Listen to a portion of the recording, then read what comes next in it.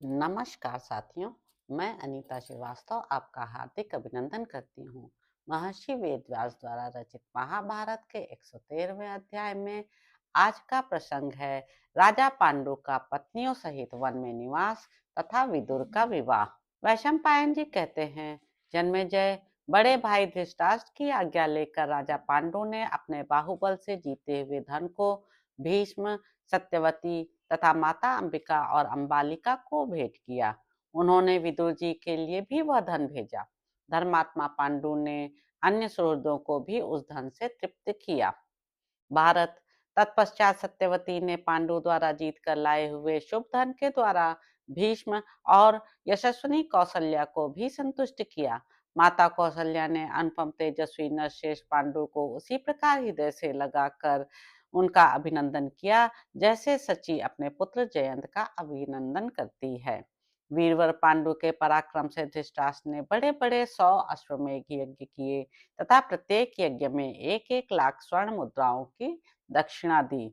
भरतश्रेष्ठ राजा पांडु ने आलस्य को जीत लिया था।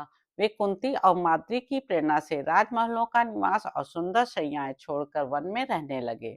पांडु सदा वन में रहकर शिकार खेला करते थे। वे हिमालय के दक्षिण भाग की रमणीय भूमि में विचरते हुए पर्वत के शिखरों पर तथा ऊंचे शाल वृक्षों से सुशोभित वनों में निवास करते थे।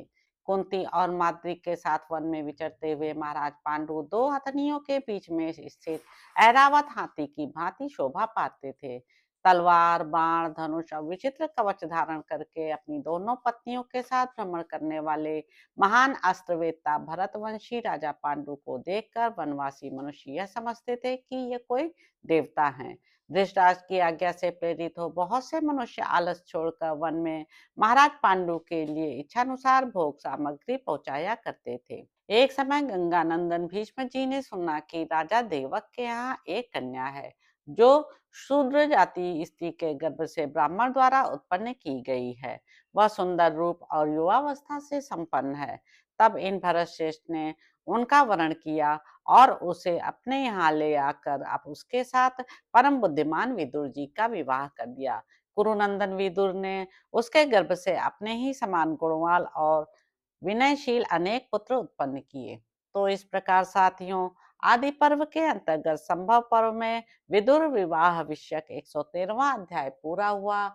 इसके अगले अंक में आप जानेंगे कि धृतराष्ट्र के गांधारी से 100 पुत्र तथा एक कन्या की तथा सेवा करने वाली वैश्य जातीय युवती से युयुत्सु नामक एक पुत्र की उत्पत्ति।